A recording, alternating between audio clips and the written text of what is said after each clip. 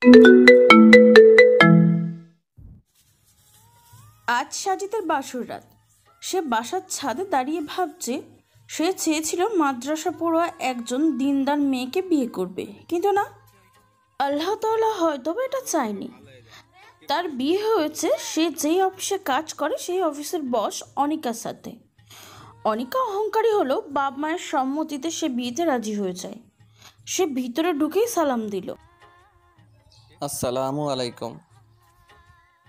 অনিকা কোনো উত্তর দিল না। সাজিদ যেই না অনিকার কাছে এসে বিছানায় উঠতে যাবে তখন, এই তুই এখানে এসেছিস কেন? কেন আসবো মানে? আমি ঘুমাবো না? ঘুমাবি ঠিক আছে, তুই এখানে আসছিস কেন? এই বিছানা কি তোর বাপের? তোর যোগ্যতা আছে এখানে আসার? তুমি এভাবে কথা বলছো কেন? কি হয়েছে তোমার? কি হয়েছে তোকে বলবো কেন? তোমার শরীর ঠিক আছে তো? বলেই যেই না অনিকা কপালে হাত দিয়েছে অমনি অনিকা ঠাস ঠাস দুটো চর বসিয়ে দিল। সাজিদ অবাক হয়ে অনিকার দিকে তাকিয়ে আছে, চোখ ঝাপসা হয়ে গেছে। ছোট লোকের বাচ্চা, তোর যোগ্যতা আছে এই আনিকা সুলতানার গায়ে হাত রাখার? ইচ্ছে তো করছে তোর হাত ভেঙে গুড়িয়ে দিই। আমি তোমার সাথে কি এমন করেছি যে তুমি আমার সাথে এমন করছো? কেন করছি বুঝতে পারছিস না? না। কেন করছি ভুলে গেছিস? কি ভুলে গেছি? দাঁড়া, তোকে মনে করিয়ে দিই। সাজিদের ফর্সা গালে 4 আঙুলের দাগ পড়ে যায়, মাথাটা পর্যন্ত ঝিমঝিম করছে তার। গালে হাত দিয়ে নিঃশব্দে কেঁদে কেঁদে, মনে পড়েছে তো তুমি আমায় বিয়ে করেছো কেন? আমি তো বিয়ে করেছি প্রতিশোধ নেওয়ার জন্য, যাতে তুই বুঝিস এই আনিকা সুলতানার সাথে লাগার ফল কি হয়। তোর ওই কাজের জন্য আমি অনেক অপমানিত হয়েছি। এখন তোকে বিয়ে করেছি, আস্তে আস্তে তোর করা এই কাজের প্রতিশোধ আমি নিব। তোর জীবন আমি জাহান্নামের আগুনে পরিবর্তন করে দিব। আমি তোমার স্বামী, তুমি আমার উপর এরকম আচরণ করতে পারো না। কি বললি? স্বামী? তোর যোগ্যতা আছে আমার স্বামী হওয়ার? আমি একদিনে যত আয় করি তুই 1 বছরেও তো এই আয় করতে পারবি না।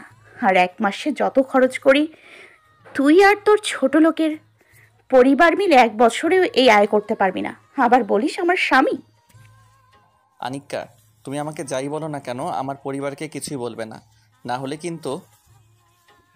সাজিদ বলার আগেই,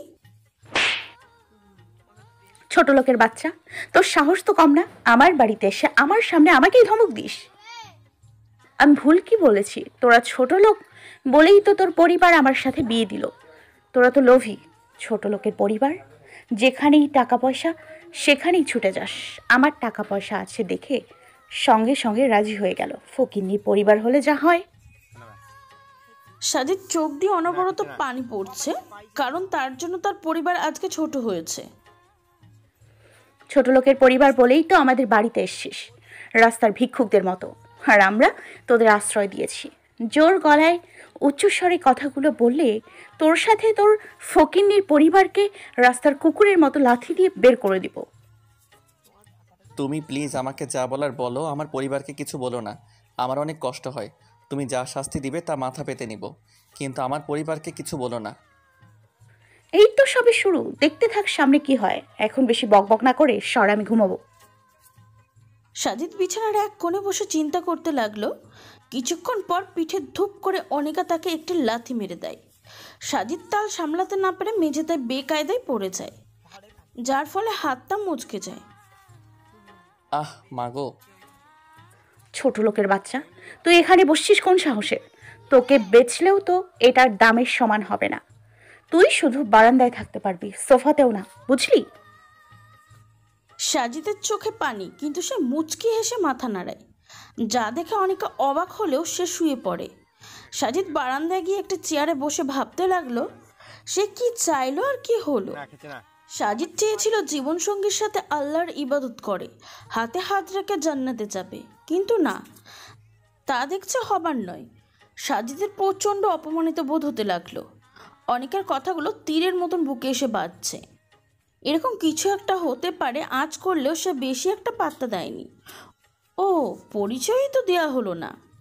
সাজিদ, পুরো নাম মোহাম্মদ সাজিদুল ইসলাম, দিনদার ভদ্র একটা ছেলে, 5 ওয়াক্ত নামাজের পাশাপাশি তাহাজ্জুদ পড়ারও চেষ্টা করে। সেই এলাকায় সবচেয়ে ভালো ছেলেদের কথা বললে তাদের মধ্যে একজন হচ্ছে সাজিদ। ফর্সা নয়, শ্যামলাও নয়, সুন্দর চেহারার আকৃতি, চাপ দাড়িগুলো যেন সৌন্দর্য আরও বাড়িয়ে তুলেছে। সে অনার্স মাস্টার্স ঢাকা ইউনিভার্সিটি থেকে কমপ্লিট করেছে। স্কুলে কলেজের জীবনে সে সুচরিত্রের অধিকারী ছিল, তাই সবাই তাকে পছন্দ করত।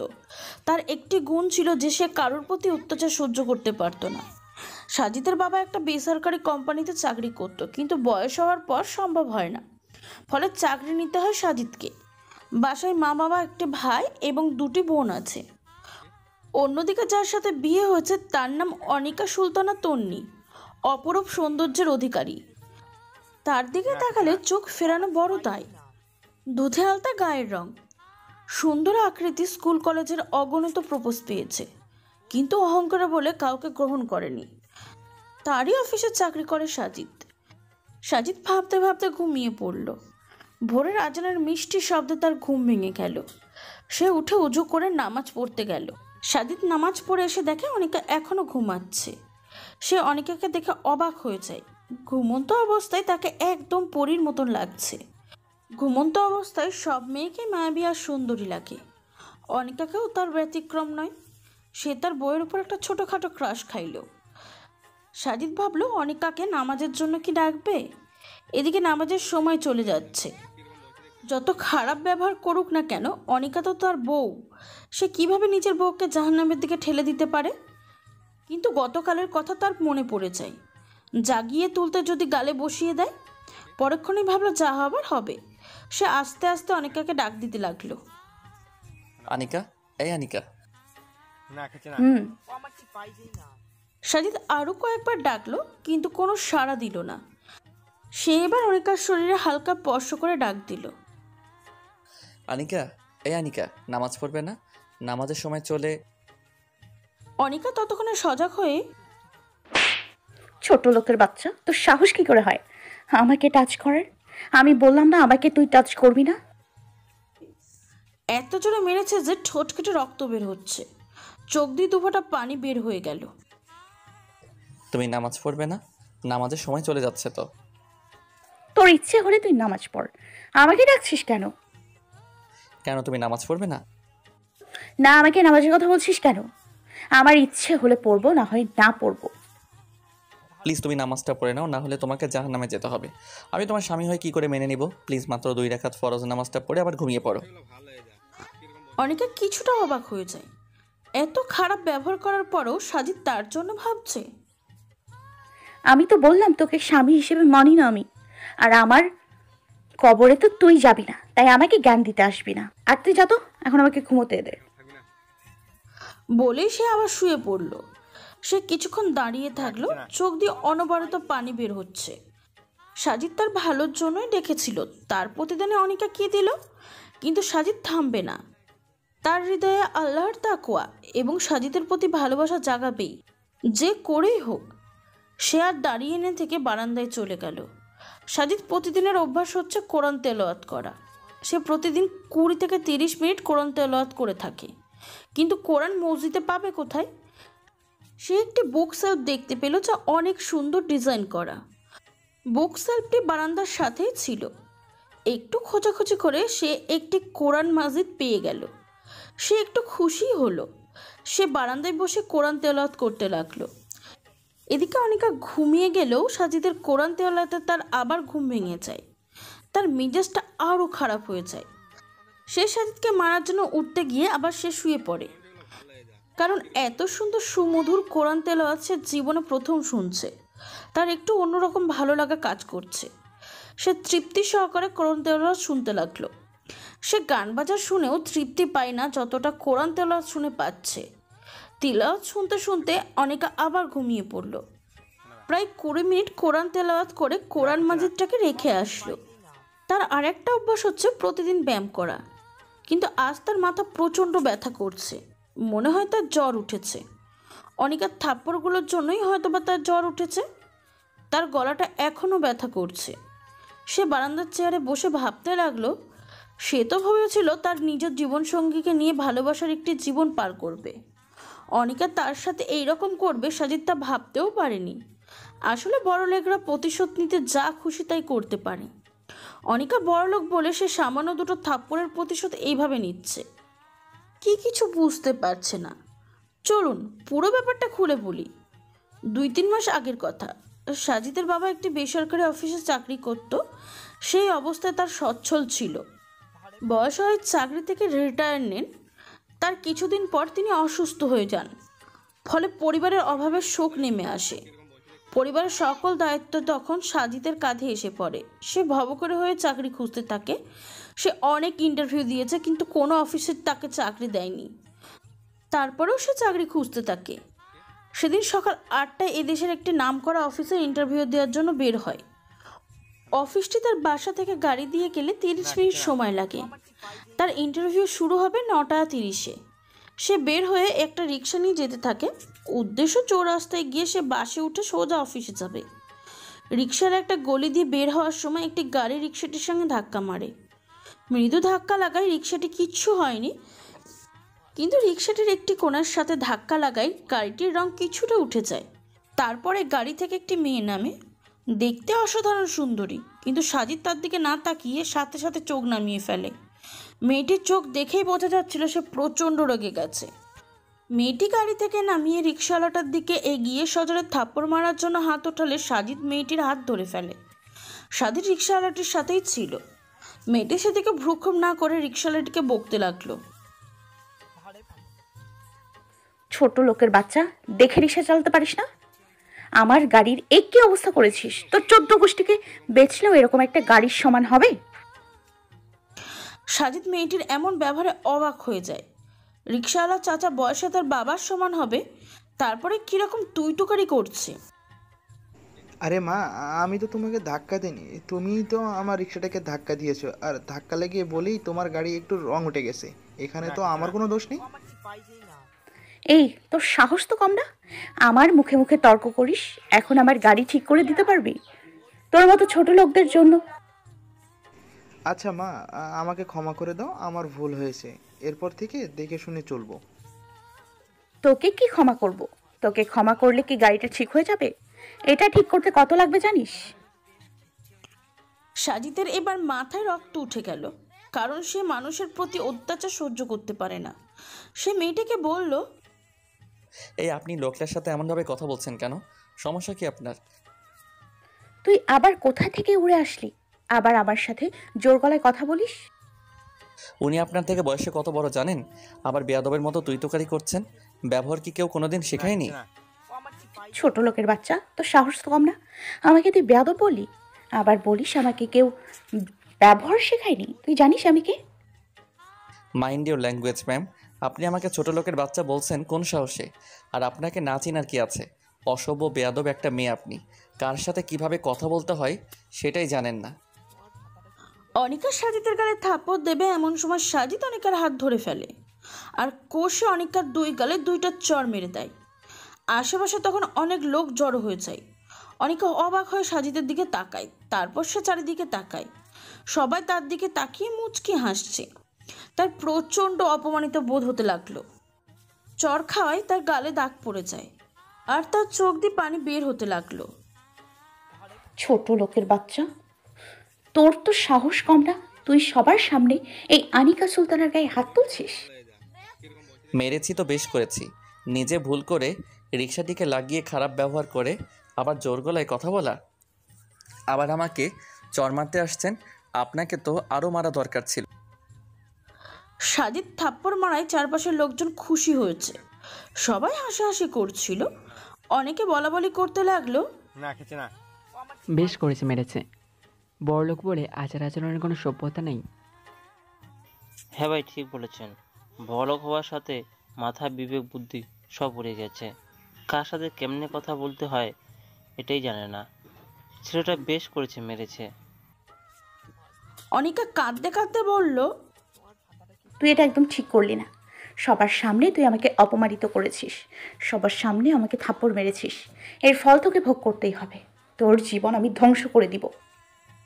আরে যান যান, যা পারেন করেন। তোকে আমি দেখে নিব। এই অপমানের প্রতিশোধ আমি নিবই। তোর জীবন আমি একদম জাহান্নামে পরিণত করে দিব, মনে রাখিস তুই। আরে যা যা, যা পারিস কর গিয়ে। তোর মতো কত এলো আমার জীবন ধ্বংস করতে, যা যা। অনিকা কাঁদতে কাঁদতে চলে গেল। আরে বাবা, তুমি কেন আবার ওকে মারতে গেলে? তুমি জানো ও কত বড় লোক। আমি শুধু তো তার কাছে ক্ষমা চাইনি, ও তো তোমার ক্ষতি করবে। আরে কি যে বলেন না চাচা, আমার সামনে আপনাকে অপমান করবে আর আমি চুপ থাকবো? আর আপনার তো কোনো দোষ নাই, সব দোষ মেয়েটার। তবুও বাবা, আমার এখন তোমার জন্য ভয় হচ্ছে, যদি তোমার কিছু করে ফেলে। আরে আপনি ভয় পাবেন না, আপনি দোয়া করবেন, কিছুই হবে না। তাই যেন হয় বাবা। এখন চলুন তো। হুম বাবা, ওঠো। সাজিদ চৌরাস্তায় গিয়ে ভাড়া মিটিয়ে বাসের জন্য অপেক্ষা করতে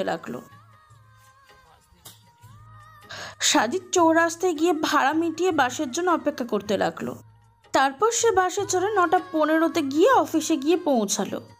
এই কোম্পানিটি দেশের নাম করা একটা কোম্পানি। এটি সারা দেশের বেস্ট কোম্পানির মধ্যে র্যাঙ্কিংয়ে বর্তমানে 1 নম্বরে আছে। সাজিদ অফিসটা দেখে অবাক হয়ে যায়। বিশাল এরিয়া জুড়ে এই অফিস। না জানি এই কোম্পানির মালিক কত বড় লোক। সে ভিতরে গিয়ে ওয়েটিং রুমে বসে, তার আগে আরও 20 জন আছে। তারাও ইন্টারভিউ দিতে এসেছে। তাদের ইন্টারভিউ নেওয়ার পর তার ইন্টারভিউ নেওয়া হবে। এখানে প্রায় 350 জনের মতন আবেদন করেছে, কিন্তু অফিস নেওয়া হবে মাত্র 25 জন। তাদের ইন্টারভিউ শুরু হবে 9:30-এ। সবাই তখন অফিসের বস আসার অপেক্ষায় ছিল। এদিকে অনিকা অফিসে প্রবেশ করে দেখে সাজিদ ওয়েটিং রুমে ইন্টারভিউ দেওয়ার জন্য বসে আছে। সবাই অনিকার দিকে লক্ষ্য করলেও সাজিদ তাকে এখনও লক্ষ্য করেনি।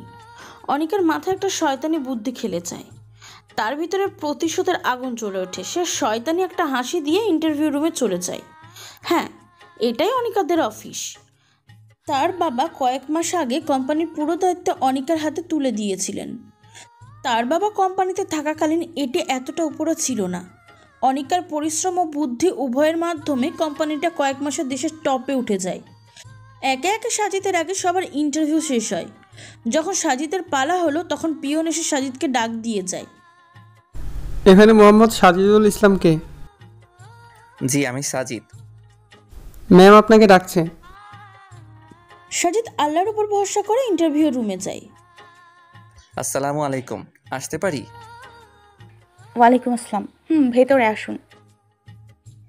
সাজিদ যেন 100 ভোল্টের একটি শক খেল, কারণ সাজিদ যাকে রাস্তায় মেরেছিল সেই তার বস। রুমে আরও 2 জন ছিল। তার মানে এটা তাদেরই অফিস। আল্লাহই জানে কপালে কি আছে। সাজিদ মাথা নিচু করে দাঁড়িয়ে রইল। দাঁড়িয়ে আছেন কেন? বসুন। জি ম্যাম। আপনার ফাইলটা দেন। জি, এই যে। সাজিদ ফাইলটি ম্যানেজারের কাছে দিল। ম্যানেজার ভালো করে উল্টে পাল্টে দেখল, তারপর ফাইলটি অনিকার কাছে দিল। অনিকা ফাইলটি দেখল, দেখার পর বলল, আপনি এখন আসতে পারেন। আপনার চাকরিটা যদি হয় তাহলে আপনার জিমেইলে কোম্পানির পক্ষ থেকে একটি কনফার্মেশন মেল যাবে। তারপর আপনি চাকরিতে জয়েন করতে পারবেন। ওকে ম্যাম, আসি তাহলে। আসসালামু আলাইকুম। ওয়ালাইকুম আসসালাম। সাজিদ অফিস থেকে বের হয়ে এলো। সে অনেকটাই অবাক হয়েছে, কারণ অনিকাকে সবার সামনে মারার পরও সে ভালোভাবে কথা বলছে। সে তো ভেবেছিল তাকে ঘাড় ধাক্কা দিয়ে অফিস থেকে বের করে দেবে, কিন্তু না, উল্টো আরও ভালোভাবে কথা বলছে। তার মাথায় কিছুই ঢুকছিল না। সাজিদ তারপর সোজা বাসায় চলে যায়। এদিকে অনেকে শয়তানি হাসি দিতে থাকে। তোর জীবন আমি ধ্বংস করে দিব, জাহান্নামে পরিণত করে দিব। সবার সামনে আমাকে অপমানিত করেছিস। আমাকে সবার সামনে মারার ফল কি হয় ভালো করে বুঝতে পারবি। সাজিদ অফিস থেকে সোজা বাসায় আসলো। তার মনটা একটু খারাপ, কারণ হয়তোবা তার এই চাকরিটা হবে না। সে ঘরে ঢুকে সালাম দিল। আসসালামু আলাইকুম। ওয়ালাইকুম আসসালাম। কিরে বাবা, ইন্টারভিউ কেমন হলো তোর? ইন্টারভিউ তো ভালো হয়েছে, কিন্তু চাকরিটা হবে কি না এটা নিয়ে টেনশন। তুমি চিন্তা করো না, আল্লাহ তাআলা সহায় হলে আমি ঠিকই একটা ব্যবস্থা করে ফেলতে পারবো। বাবা, যা করবি একটু তাড়াতাড়ি কর।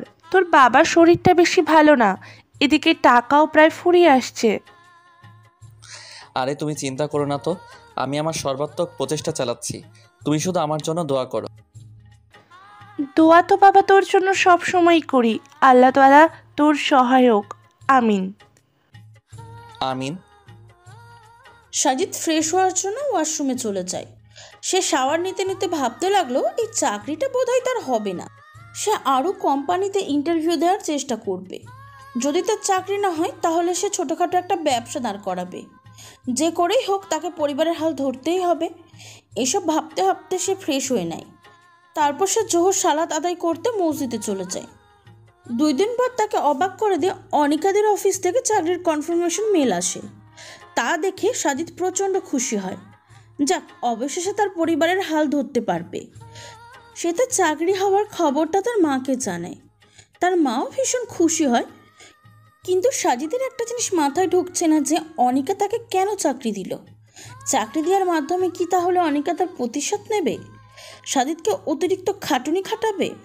হয়তোবা প্রতিশোধের জন্যই অনিকা তাকে চাকরি দিয়েছে। কিন্তু অনিকা যাই করুক না কেন চাকরিটা তাকে করতেই হবে। অনেক কষ্টে সে চাকরিটা পেয়েছে।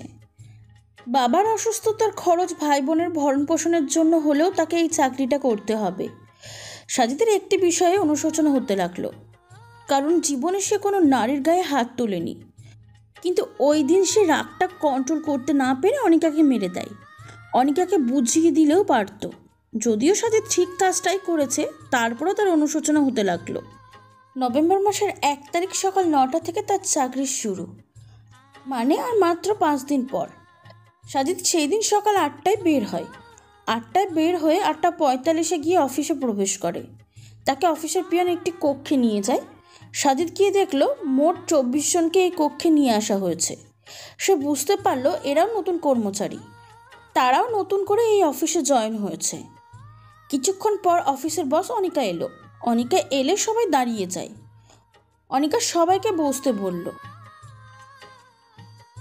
আপনারা জানেন এই কোম্পানিটি দেশের টপ 10 কোম্পানির মধ্যে বর্তমানে ফার্স্ট অবস্থায় আছে। আপনাদের আমি বেশি কিছু বলবো না, শুধু বলবো সময় মতো কাজ করবেন। আমি কাজকে ফাঁকিটা একদমই পছন্দ করি না। কাজের মধ্যে কোনো রকম অবহেলা প্রকাশ করবেন না। কোম্পানির ক্ষতি হয় এমন কোনো কাজ করবেন না। নিজের বুদ্ধি ও পরিশ্রমের মাধ্যমে কোম্পানিটিকে আরও সামনে এগিয়ে নিয়ে যাবেন এই আশা করছি। আর এনার নাম রাশেদুল ইসলাম। আপনারা যার যার ডেস্ক ওনার কাছ থেকে বুঝিয়ে নিন। সবাই এবার ডেস্ক বুঝে নিয়ে যে যার কাজে চলে গেল। সাজিদও তার ডেস্কে গিয়ে কাজ করা শুরু করলো। কাজগুলো তেমন কঠিন নয়, কারণ এরকম কাজ সে আগেও কিছুটা করেছে। সাজিদ তার পাশেই 2 জনের সাথে পরিচিত হতে লাগলো।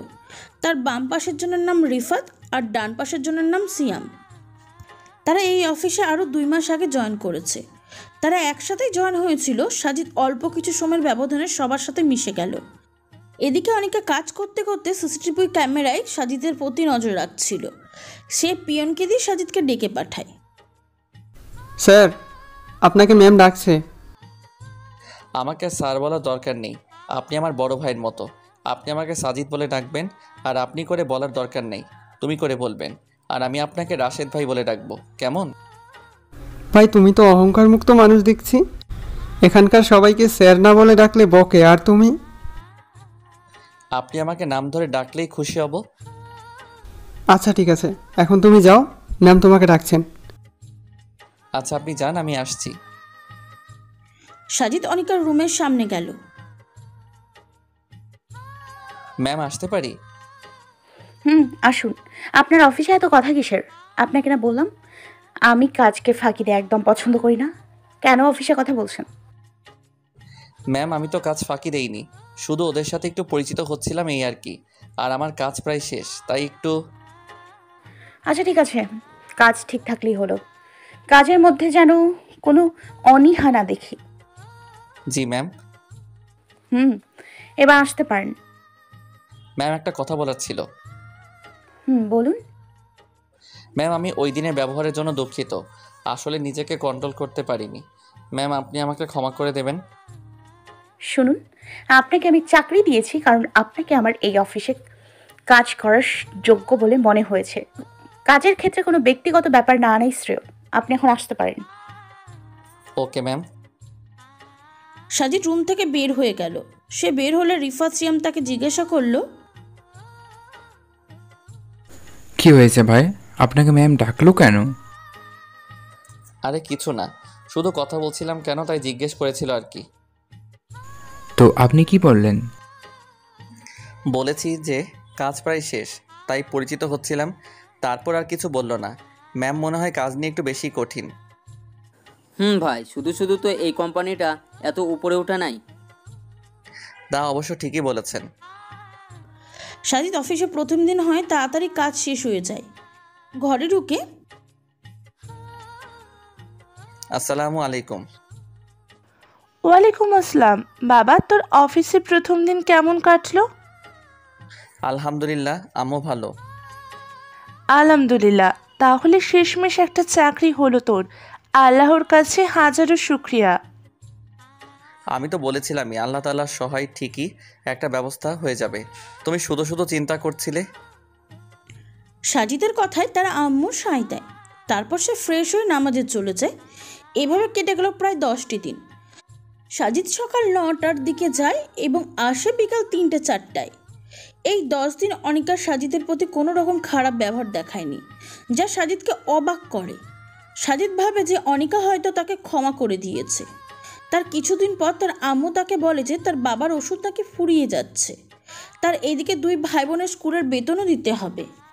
সে একটু চিন্তিত হয়ে যায়। তারপর দিন সে অফিসে যায়। তাকে একটু চিন্তিত দেখে রিপাত তাকে জিজ্ঞাসা করলো, ভাই, আপনাকে চিন্তিত দেখাচ্ছে, কিছু হয়েছে নাকি? আর বলবেন না, বাবার ওষুধ ফুরিয়ে গেছে, 2 ভাই বোনের বেতন ইত্যাদি চাপ, তাই একটু চিন্তায় আছি। এদিকে মাসও শেষ হয় নাই যে বেতনের টাকা দিয়ে সব কিছু সামনে নেব। ভাই, চিন্তা করবেন না, আল্লাহর উপর ভরসা রাখুন। ভাই, দোয়া করবেন আমার জন্য। রিফাত মাথা নাড়ায়। সেদিন অফিস ছুটি হওয়ার আগে অনিকা সাজিদকে ডেকে পাঠায়। সাজিদ, ম্যাম তোমাকে ডাকছেন। এখন আবার কি হলো? আচ্ছা আপনি যান, আমি আসছি। সাজিদ তারপর অনিকার রুমে গেল। ম্যাম আসতে পারি? আসুন, বসুন। ম্যাম আমাকে ডেকেছিলেন? এই নিন। কয়েকটা ফাইল দিয়ে, এই ফাইলগুলো নির্ভুলভাবে কমপ্লিট করে যত দ্রুত সম্ভব আমার কাছে নিয়ে আসুন। সাজিদ একটু ভয় পেয়ে গেল। সে গুনে দেখলো মোট 8টা ফাইল আছে। ফাইলের কাজগুলো তার কাছে একদম নতুন, তাই সে ভয়ে মাথা নিচু করে দাঁড়িয়ে রইল। সে শুনেছে বড়লোকের মেয়েরা নাকি তাদের অফিসের চাকরি দিয়ে প্রতিশোধ নেয়। তারা বড় বড় কাজ দেয়, তারপর কাজ না করতে বলে তাকে তারা অপমান অত্যাচার করে থাকে। তাহলে কি তার প্রতিশোধ নেওয়া শুরু হয়েছে? অনিকা সাজিদের এমন অবস্থা দেখে মুচকি হাসে। অনিকা তার অবস্থা বুঝতে পেরে বলে, ভয় পাওয়ার কোনো কারণ নেই। আপনি নতুন, তাই সমস্যা হতেই পারে। আপনি ধীরে ধীরে করবেন, কিন্তু কোনো ভুল যাতে না হয়। আর আপনি চাইলে আপনার পাশের জন্য থেকেও সাহায্য নিতে পারবেন। ওকে ম্যাডাম, আপনাকে আবারও ধন্যবাদ। ধন্যবাদ কিসের জন্য? এই যে ওই দিন আপনার সাথে এত কিছু করার পরেও আপনি আমাকে চাকরি দিয়েছেন, তাই। আপনাকে কতবার বলবো আমার ওই দিনের কথাগুলো মনে নেই, আর আপনিও মনে আনবেন না। আর বাকি থাকলেও চাকরির কথা। আপনাকে আমার এই অফিসে কাজ করার জন্য পারফেক্ট মনে হয়েছে, তাই আপনাকে চাকরি দিয়েছি। আমি আপনার উপর কোনো দয়া টয়া করিনি। ধন্যবাদ ম্যাডাম। আপনার ধন্যবাদ দেওয়া শেষ হলে আপনি এখন আসতে পারেন। তারপর সাজিদ কেবিন থেকে বের হয়। ফাইলগুলোর কাজ তার মাথায় ঢুকছে না। সাজিদ সেদিন বাসায় চলে যায়। সে বাসায় গিয়ে ফাইলগুলোর কাজ করার চেষ্টা করে, কিন্তু কিছুতেই বুঝে উঠতে পারে না। সে তারপর রিফাত সিয়ামকে ভিডিও কল দেয়। ভাই, এই ফাইলের কাজটা কিভাবে করবো একটু বলেন না। তারা এখন একে অপরকে তুই করেই বলে। দোষ, এই কাজটা করার জন্য একটা বই নিতে হবে। তুই কাল অফিসে আসিস, তোকে ওই বইটা দেবো। তারপর তোর এই কাজটা সম্পর্কে কিছু ধারণা আসবে। আচ্ছা ঠিক আছে, কালকে দেখা হচ্ছে তাহলে। আসসালামু আলাইকুম। ওয়ালাইকুম আসসালাম। সাজিদ পরের দিন অফিসে যায়। রিফাত তার জন্য একটা বই নিয়ে আসে, একটা অফিসের বই। সাজিদ বইটা উল্টে পাল্টে দেখলো। তারপর রিফাতকে ধন্যবাদ দিয়ে কাজ করা শুরু করলো। সাজিদ কাজটা বইয়ের মাধ্যমে করেছিল। তারপরেও কিছু সমস্যা হচ্ছিল, যা সিয়াম অথবা রিফাতের থেকে সমাধান করেছিল। কিরে তোর কাজের কি খবর? কিছু কিছু সমস্যা হচ্ছে, তারপরেও চেষ্টা করছি। সমস্যা হলে বলিস। সাজিদ মাথা নাড়ায়, সে কাজ করছিল। ওই দিন সে কাজ করে ছুটি হলে বাসায় চলে যায়। তারপরের দিন সাজিদ তার ডেস্কে বসে কাজ করছিল, এমন সময় পিয়ন এসে সাজিদকে ডাক দিয়ে যায়। সাজিদ, ম্যাম তোমাকে ডাকছেন। আপনি যান, আমি আসছি। সাজিদ ম্যাডামের কেবিনে যায়। ম্যাডাম আমায় ডেকেছিলেন? হ্যাঁ ডেকেছিলাম। তা আপনার ফাইলের কাজ শেষ হলো? সাজিদ মাথা নিচু করে দাঁড়িয়ে রইল। সে অনেক কষ্টে 3টা ফাইল শেষ করেছে। সে ভয় পেয়ে যায়। চুপ করে দাঁড়িয়ে থাকতে থেকে বলল, কি হলো, কথা বলছেন না কেন? কাজটা শেষ করেছেন? আসলে ম্যাডাম আমি দুঃখিত, আমি সবগুলো ফাইল শেষ করতে পারিনি।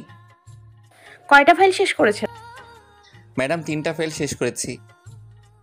আচ্ছা 3টা ফাইলই নিয়ে আসুন। Okay madam. সাজিদ তারপর দৌড়ে গিয়ে 3টা ফাইল নিয়ে আসার সময় রিফাত জিজ্ঞাসা করলো, কি রে ভাই, এইভাবে ছুটে কোথায় যাচ্ছিস? ফাইলগুলো জমা দিতে। সবগুলো কাজ শেষ হয়েছে? না রে ভাই, 3টা শেষ করেছি। ম্যাডাম এই 3টাই নিয়ে যেতে বললো।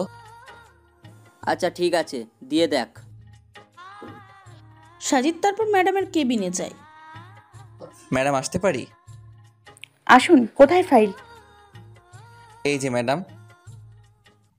অনিকার কাজ দিয়ে অনিকার ফাইলগুলো দেখাতে লাগলো। সাজিদের কপালে ভয়ে বিন্দু বিন্দু ঘাম জমা হতে লাগলো। মনে মনে আল্লাহকে ডাকতে লাগলো। অনিকা তাকে দেখে বলল, কি হলো, এভাবে ঘামছেন কেন?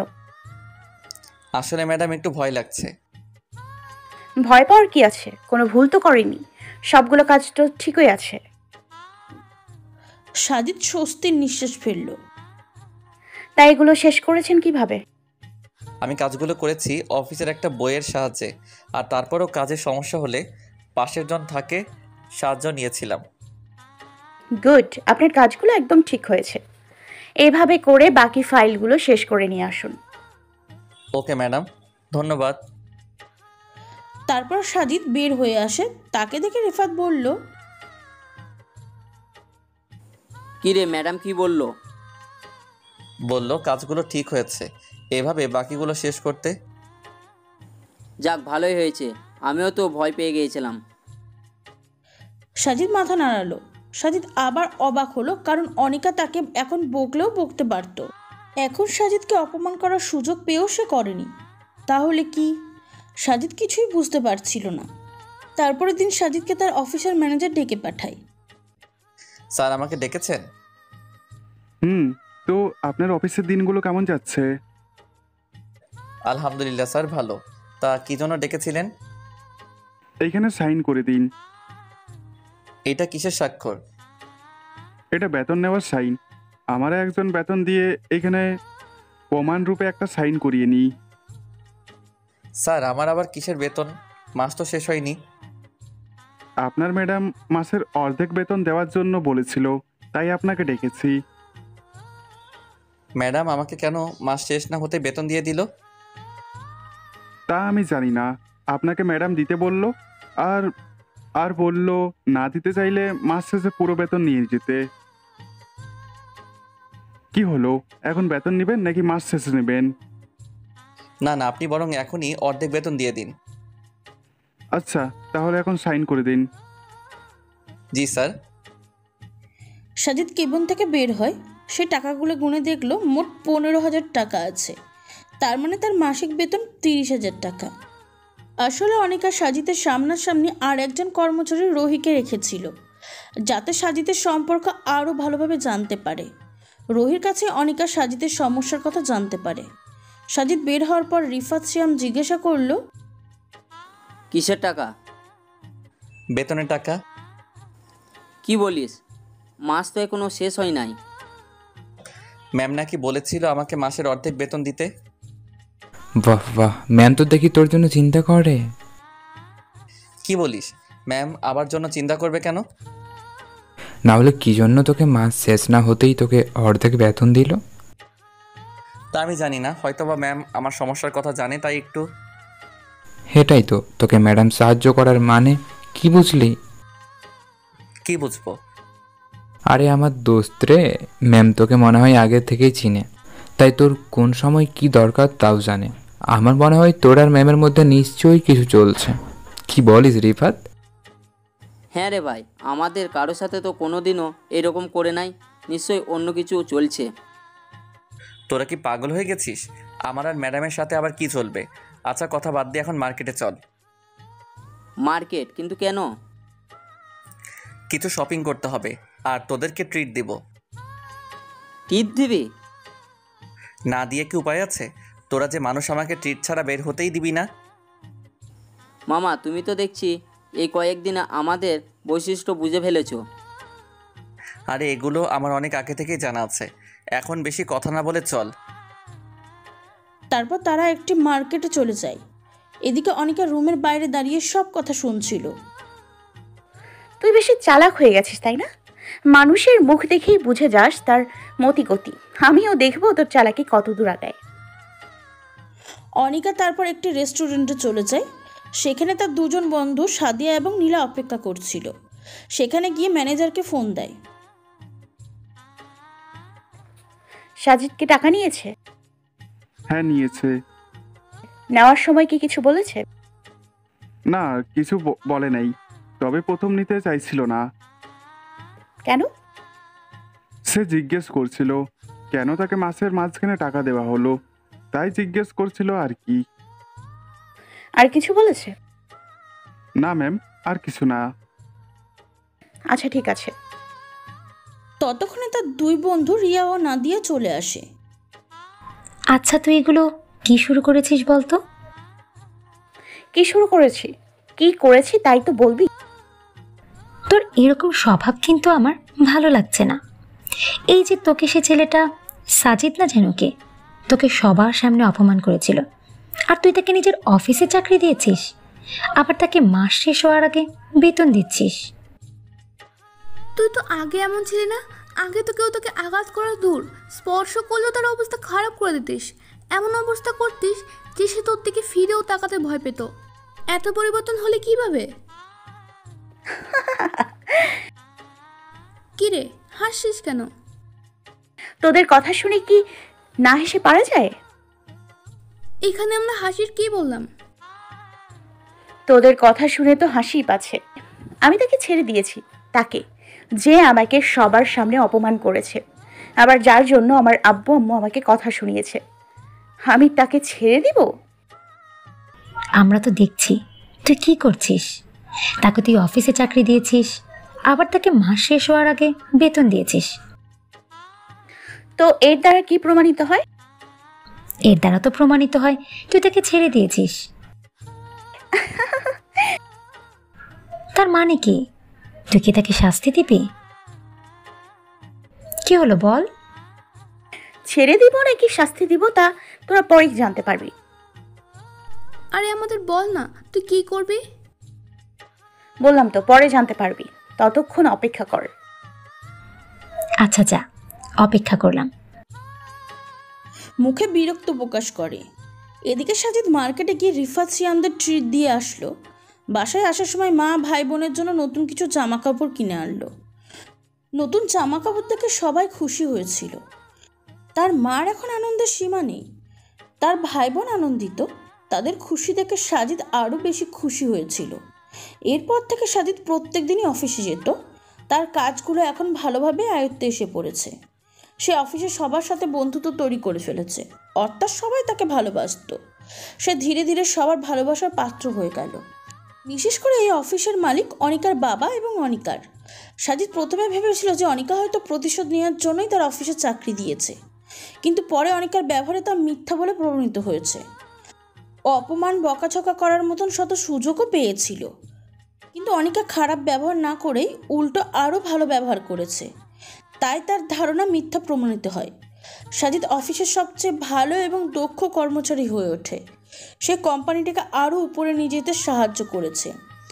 অফিসের মিটিং সামলানো, প্রেজেন্টেশন প্রধান সহ নানা কাজে সে অনেক দক্ষতার পরিচয় দিয়েছে। তার জন্য কোম্পানিটি আরও এক ধাপ এগিয়ে গেছে। এখন অনিকা সাজিদের সাথে বন্ধুর মতোই কথা বলে। এই একটি বিষয় নিয়ে রিফাত আর শিয়াম তাকে প্রচুর খেপায়। কাজ করতে করতে একদিন প্রমোশন হয়ে যায়। কোনো অফিস স্টাফের প্রমোশন হয় 1 ধাপ 2 ধাপ করে, কিন্তু সাজিদের প্রমোশন হয় সরাসরি অনিকার বিয়েতে। সেই দিন সাজিদের প্রমোশন হয়েছিল, তার বাবা মা খুবই খুশি হয়েছিল, এমনকি সে নিজেও অনেক খুশি ছিল। তার কিছুটা ভয় হতে লাগলো, কারণ এত বড় পদের কাজ সে ঠিক মতন করতে পারবে তো। তার নানান চিন্তা মাথায় আসতে থাকে। সে কথা বলার জন্য তার বন্ধুদের কাছে যায়। ওয়ালাইকুম আসসালাম স্যার, ভালো আছেন? ওয়ালাইকুম আসসালাম ওয়া রাহমাতুল্লাহি। আলহামদুলিল্লাহ ভালো, কেমন আছিস তোরা? জি স্যার, আমরাও ভালো আছি। এই তোরা কি সারসা শুরু করেছিস? কেন অফিসে বসে পিএকে স্যার বলবো না তো কি বলবো? আমরা না একে অপরের বন্ধু। আমি আবার স্যার হলাম কবে? কবে আবার? আজকেই। আর আপনি তো আমাদের স্যার, আপনাকে তো স্যার বলেই ডাকতে হবে। ও প্রমোশনের কথা বলছিস? আমার প্রমোশনে তোরা খুশি না? খুশি হব না কেন? তো স্যার স্যার করছিস কেন? আমি কি বলেছি যে আমাকে তোরা স্যার বলে ডাকবি? বলে নাই, কিন্তু বলতে কতক্ষণ। বাহ বাহ, তাহলে এতদিন ধরে আমাকে এই চিনলি? খুব ভালো খুব ভালো। বলে সাজিদ তাদের থেকে এরকম ব্যবহার আশা করে নাই। সাজিদ কিছু ধাপ উপরে উঠবে বলে তাকে এইভাবে পর করে দিবে। তাদের এই পর করে দেওয়াতে সে অনেক কষ্ট পায়। ভাই, আমরা কি একটু বেশি করে ফেলছি না? হ্যাঁ ভাই, মনে হয় সাজিদ কষ্ট পেয়েছে।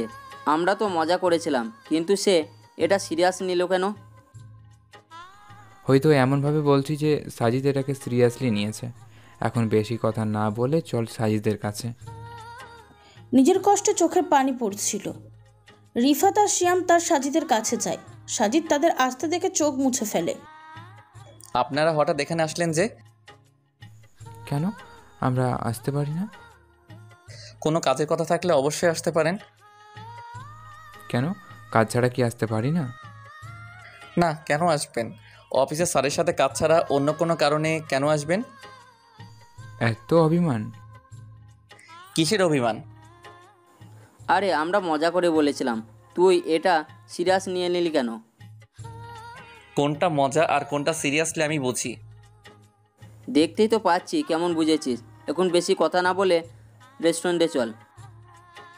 রেস্টুরেন্টে আবার কেন যাব? কেন, পকেট খালি হওয়ার ভয় পাচ্ছিস? তুই ভালো করে জানিস আমি পকেট খালি হওয়ার ভয় পাই না। তাহলে চল, টিপ দিতে হবে। আচ্ছা চল। সাজিদ তাদের নিয়ে একটা রেস্টুরেন্ট যায়। রিফাত শিয়ামকে খাওয়ানোর সময় তাদের মধ্যে মান অভিমান যেন কোথায় উবে গেল। ওই দিন তারা প্রচুর মজা করে। তারপর সাজিদ তাদের ট্রিট দিয়ে বাসায় চলে যায়। পরের দিন থেকে সাজিদ অফিসে পিএ হিসাবে কাজ করে।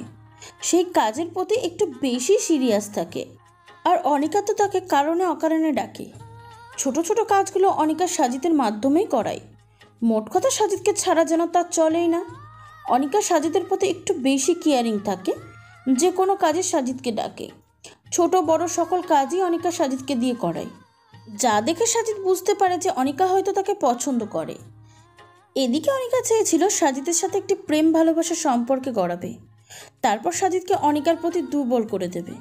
কিন্তু সাজিদ ভালোবাসা তো দূর, অনিকার দিকে তাকাই না। এখানে উল্লেখ্য সাজিদ কোনো নন মারহাম নারীর দিকে তাকায় না। আর কথা বলে চোখ নিচু রেখে বলে। এতদিন অনিকা তার সাথে কথা বললেও সাজিদ সব কথা রিপ্লাই মাথা নিচু রেখেই দিয়েছিল। অনিকা তারপরেও চেষ্টা করে, কিন্তু পারে না। এভাবে কিছুদিন কাটলো।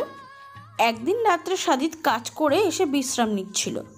এমন সময় তার বাবা তাকে ড্রয়িং রুমে নিয়ে আসে। সাজিদ ড্রয়িং রুমে এসে দেখলো সবাই এখানে বসে রয়েছে। সে সবার দিকে একটু চোখ বুলালো। তারপর সে বাবাকে জিজ্ঞাসা করলো, আব্বু আমায় ডেকেছো? এসেছিস, আয় বস। হ্যাঁ, তোকে ডেকেছিলাম। বলো কেন ডেকেছো? তোর জন্য সম্বন্ধ এসেছে। সাজিদ বুঝতে পারলো না কথাটা। তার আব্বু কি বললো এটা? এতদিন সে শুনেছে মেয়েদের বাড়িতে সম্বন্ধ চায়, এখন দেখছে ছেলেদের বাড়িতেও যায়। সাজিদকে চুপ থাকতে দেখে তার আব্বু বলল, কিরে চুপ করে গেলি কেন? তুমি কি বললে আমি তো কিছুই বুঝতে পারলাম না। না বোঝার মতো তো কিছুই বলি নাই। হ্যাঁ ঠিক আছে, কিন্তু এতদিন শুনেছি যে মেয়েদের বাসায় সম্বন্ধ যায়, এখন দেখছি ছেলেদের বাসায়ও যাচ্ছে। তা ঠিক, কিন্তু সব সময় যে এমন হবে ব্যাপারটা তো এরকম না। তো শুনি কে সেই মহান ব্যক্তি যে এই নিয়মটা ভঙ্গ করলো? কে আবার? তোমার বস। আমার বস? কোন বস? তোমার বস কয়জন? একজনই তো, সে হচ্ছে অফিসের বস। কেন? তিনি তো সম্বন্ধটা নিয়ে এসেছেন। কার সাথে? কার সাথে আবার? ওনার মেয়ের সাথে। ওনার কোন মেয়ের কাছে? ওনার ছেলে মেয়ে কয়জন? একজনই আছে, তার নাম আনিকা। তার মানে? সেটাই ভাইয়া, তার সাথেই তোমার বিয়ে দিতে চাচ্ছিলেন। আম্মু তোমরা কি বলেছো? কি আর বলবো, হ্যাঁ করে দিয়েছি। আম্মু এটা কি করলে তোমরা? আমরা আবার কি করলাম? আমি বুঝলাম না, কি দেখে তোমরা ওনার সাথে আমার বিয়ে দিতে চাচ্ছ? এখানে না বোঝার কিছুই নেই। এত ভালো একটা ঘর থেকে সম্বন্ধ এসছে, কি করে ফিরিয়ে দিই, তাই তাদের হ্যাঁ বলে দিয়েছি। কেন, কোনো সমস্যা আছে নাকি? আছে তো, তুমি তো জানোই আমি বিয়ে করলে দিনদার মেয়েকে বিয়ে করব। কিন্তু আনিকা ম্যাডাম তো দিনদার নয়, না উনি নামাজ পড়েন না উনি পর্দা করেন। মোট কথা উনি ইসলামের বিধি নিষেধই মানেন না, তো আমি কিভাবে ওনাকে বিবাহ করব? এখানে এটা কোনো সমস্যাই নয়। তুই আনিকাকে বিয়ে করে তাকে দিন সম্পর্কে সব কিছু শিখিয়ে দিবি, কোনটা মানতে হবে কোনটা মানতে পারবে না সব। আর বিশ্ব নবী তো বলেছেনই, আল্লাহ যদি তোমার মাধ্যমে কোনো ব্যক্তিকে হিদায়াত দান করেন তবে তা লাল উট অপেক্ষা অধিক উত্তম। বুখারী 4210। তো এখানে তো কোনো সমস্যা দেখছি না, উল্টো তোর আরও লাভ। সচেতন করব ঠিক আছে, কিন্তু তোমরা এটা তো ভাবো যে ওনারা কত বড় লোক, ওনাদের সাথে কি আমাদের যায়? তুই কি তাদের টাকা পয়সাকে বিয়ে করছিস নাকি? তুই তো শুধু আনিকাকেই বিয়ে করছিস, আর আমরা তো তাদের কাছে সম্বন্ধ নিয়ে যাইনি, তারা নিজেই এ থেকে সম্বন্ধ নিয়ে এসেছে। তারপরেও আম্মু, আমার কেন জানি মনে হচ্ছে বিয়েটা করা ঠিক হবে না। তারা তো সবসময় বিলাসবহুল জীবনযাপন করেছেন, বিশেষ করে আনিকা ম্যাডাম। উনি মনে হয় আমাকে বিয়ে করে সুখী হতে পারবেন না। তুই কি আমাদের থেকে বেশি বুঝিস? তুই কিভাবে জানলি যে বিয়ে করলে আনিকা সুখী হতে পারবে না? সব তো তাকদিরেই লেখা আছে। আর আমাদের অবস্থা তো জেনে বুঝেই তিনি সম্বন্ধ এনেছেন, তো এখানে বিয়ে করতে তোর সমস্যাটা কোথায়? কিন্তু আম্মু। কোনো কিন্তু নয়, তুই আনিকাকে বিয়ে করবি, এটাই ফাইনাল। এখন বেশি কথা না বলে তাড়াতাড়ি গিয়ে শুয়ে পড়।